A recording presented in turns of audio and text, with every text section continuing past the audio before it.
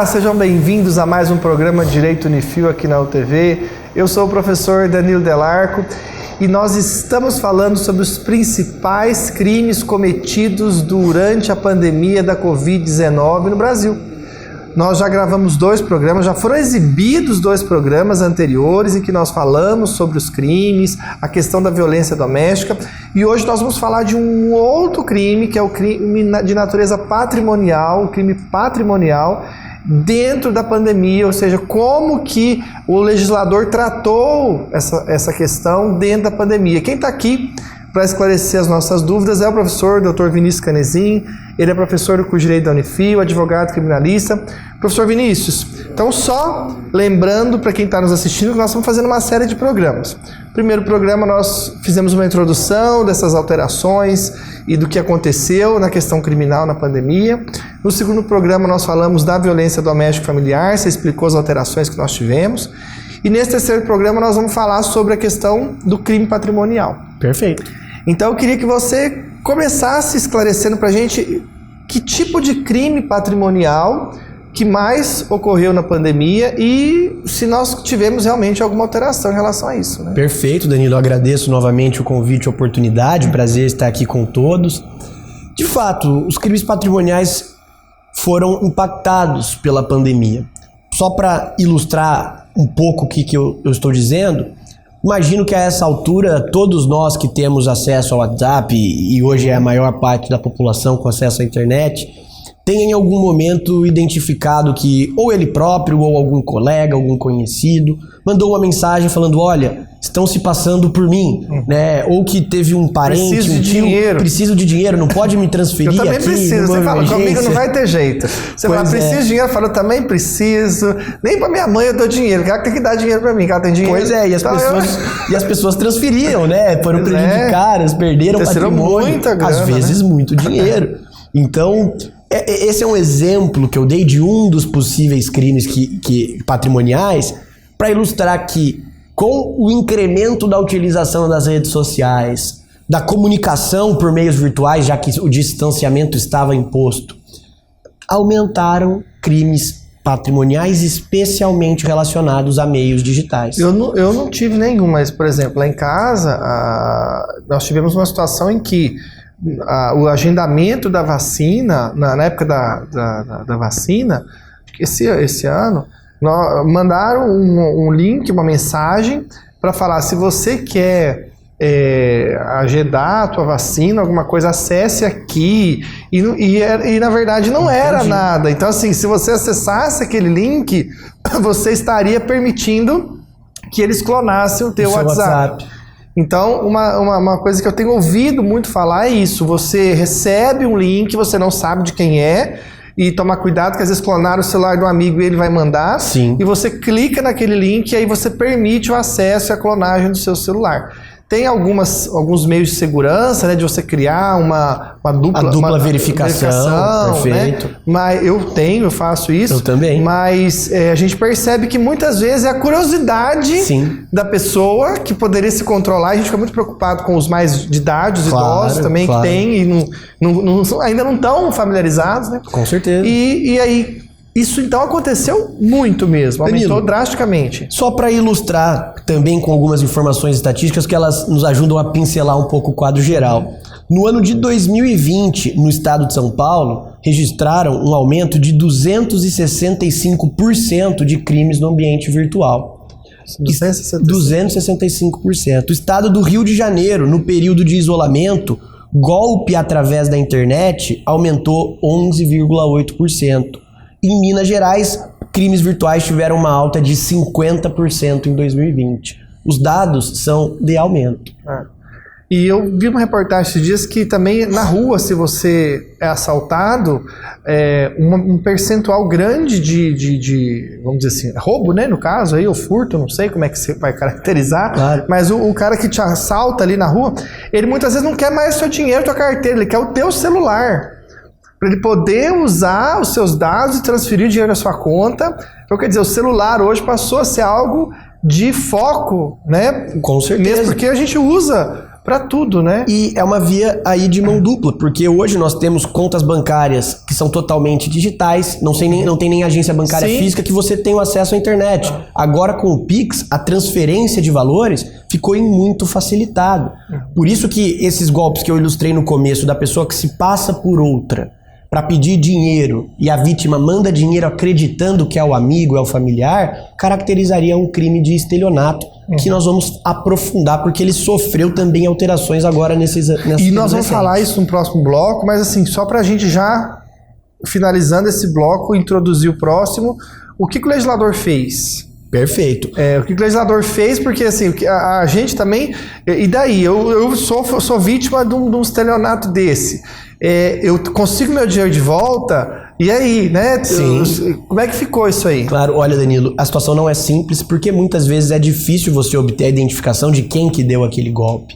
Mas o legislador tem sim se atentado a essas questões e também... O Código Penal e o Código de Processo Penal foram alterados durante a pandemia em relação a crimes patrimoniais cometidos por meios eletrônicos ou informáticos. Tivemos tratamentos mais rigorosos, algumas alterações, ou seja, o legislador se preocupou e promoveu algumas mudanças específicas em relação a esse ponto. Então nós tivemos uma mudança legislativa em relação a essas questões. Definitivamente. Para o pessoal que vai continuar nos acompanhando. Crime de furto teve alteração significativa específica para quando é cometido por meio informático ou eletrônico.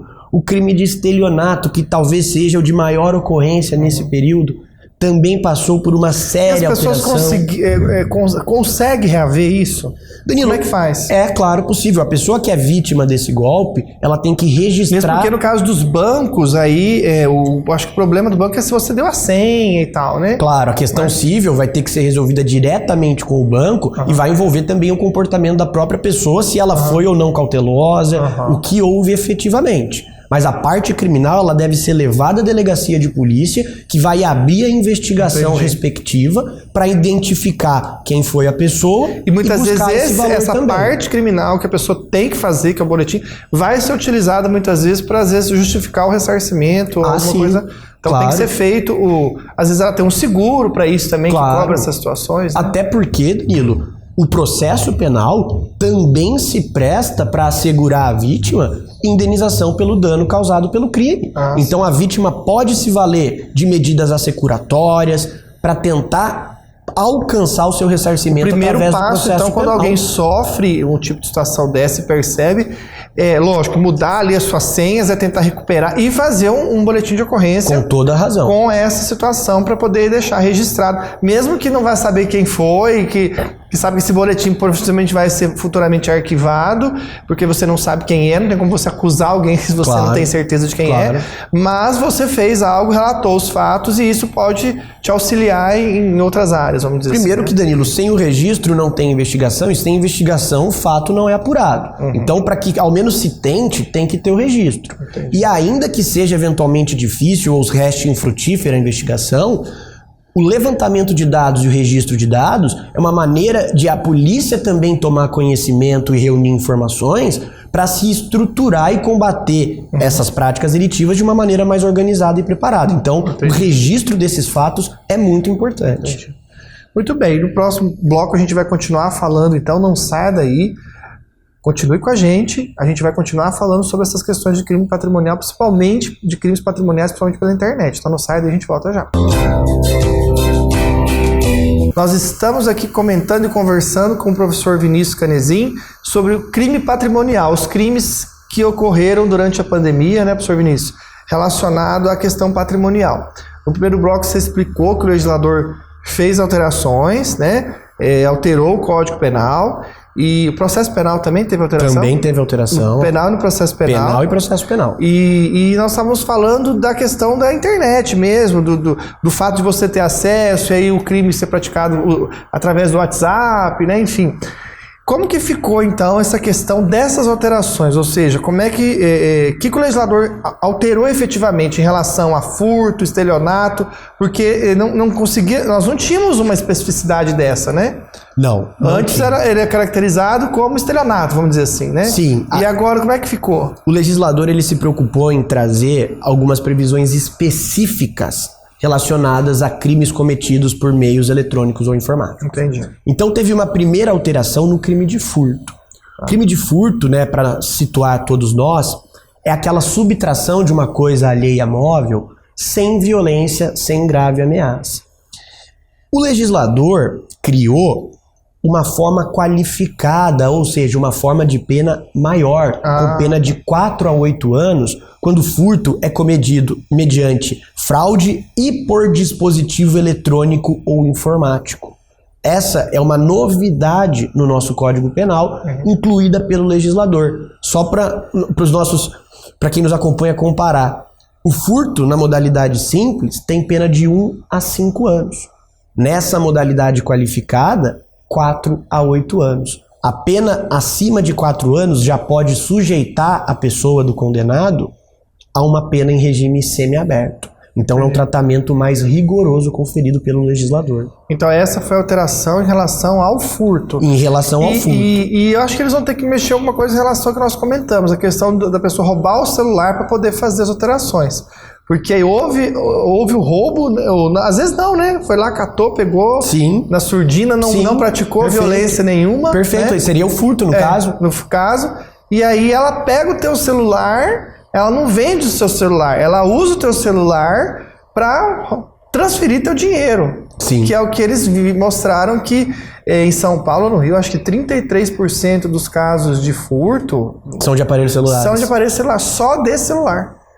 Então, quer dizer, nós vamos ter que ver isso, ó, você furtou, você roubou, a pena é tanto. Mas se for de celular, nós vamos aumentar a pena. Olha, porque o celular é quase que uma parte integrante da gente hoje. Mas né? olha, Danilo, esse seu ponto ele é curioso e importante, porque quem acompanha a estrutura ali do Código Penal vai lembrar que nós temos previsão específica de crime de furto para caso de furto de veículo automotor, para caso de furto, Danilo, de semoventes domesticáveis de produção, que são animais, existe no Código Penal, e também de bens relacionados a explosivos. Então dá para fazer um específico para celular. Não seria estranho ao que nós já temos nessa modalidade. Fica a dica aí pro legislador. Fazer porque realmente hoje o celular é complicado, né? E como é que ficou a questão do estelionato? Perfeito. O estelionato, ele é o crime diretamente vinculado a essas questões que corriqueiramente, popularmente, são chamadas de golpe. A essência do estelionato... É 171 ali, é o golpe. 171 é o artigo 171 do Código Penal. Ao invés, Danilo, do que acontece no furto, eu pegar o seu celular, no estelionato é a própria vítima que dá o valor ou dá o bem pro autor. Tá. Por quê? Porque ela é induzida a erro, ela é enganada pelo autor por algum meio fraudulento. Por isso que esses comportamentos de mandar uma mensagem no seu WhatsApp se passando por sua esposa, por sua mãe, familiar, olha, eu preciso de dinheiro, você não pode me dar dinheiro? A vítima transfere, faz o Pix, faz a TED do próprio celular do agente, do autor do crime, acreditando que era pro familiar, para o amigo. Que acho que foi um dos crimes dos piores, foram esses, né? Exatamente. Mãe para filho. Lá em casa eu já falei, não manda, se eu ligar pedindo dinheiro. Meu pai já passou por uma situação de telefone. Ele ficou bem ruim que os bandidos ligaram e pediram, e aí colocaram a pessoa gemendo, gritando, ele achou que era eu, e aí depois a sorte minha mãe ligou no meu celular, viu que tava bem, e aí ela falou assim, eu quase não atendi, falei, o que foi, mãe, tô ocupada, ela falou assim, você tá bem? Eu falei, tô, ela falou assim, então aqui é golpe. Aí, mas enfim, você imagina, para uma pessoa de idade, para uma pessoa assim, né, para ela deve ser um susto, assim, absurdo, né? E agora com o celular, você recebe ali e você quer fazer alguma coisa. Então tem que ter muito cuidado, quem está nos assistindo, quando recebe uma chamada, ainda que seja do filho e tal, ligue num outro telefone, né, para tentar confirmar a informação. Para você não vai passando assim, porque senão a chance de ser algo dessa natureza é muito grave. E o estelionato ele foi alterado de uma maneira semelhante ao furto. criaram aqui no Código Penal a chamada fraude eletrônica, que é o crime de estelionato com uma pena também de 4 a 8 anos, portanto, bem mais alta do que a simples, que é de 1 a 5 anos, que vai acontecer quando a fraude é cometida com a utilização de informações fornecidas pela vítima ou por terceiro, induzido a erro por meio de redes sociais, contatos telefônicos ou envio de correio eletrônico fraudulento. Então vejam a preocupação do legislador foi, utilizou-se de redes sociais, contatos telefônicos, o próprio meios legislador deve ter sofrido com isso. Olha, eu acho que como qualquer cidadão, né, Dolino? Todos nós acredito que tivemos sido vítima de golpe, né? E nada como sofrer na pele, às vezes, para você mudar. Para gerar uma alteração, né? E você mencionou a questão do idoso, que é importante porque ela também não passou desapercebido pelo legislador. Já havia uma modalidade de crime com aumento de pena quando cometida contra idoso, e também alterou-se recentemente para prever um aumento de 1/3 até o dobro na pena. Dessa de 4 a 8 anos, aumenta 1/3 até o dobro se for cometido contra idoso ou vulnerável quando tiver um resultado gravoso. Ele aplica-se a todo o estelionato, inclusive esse por meio eletrônico. Entendi, muito bom. Isso aí também faz com que a pessoa sofra uma pena um pouco maior no caso de praticado contra idoso ou alguém que seja vulnerável na situação. E a alteração que você me perguntou do Código de Processo Penal, ela está vinculada ao estelionato. Antes dessa alteração, como funcionava?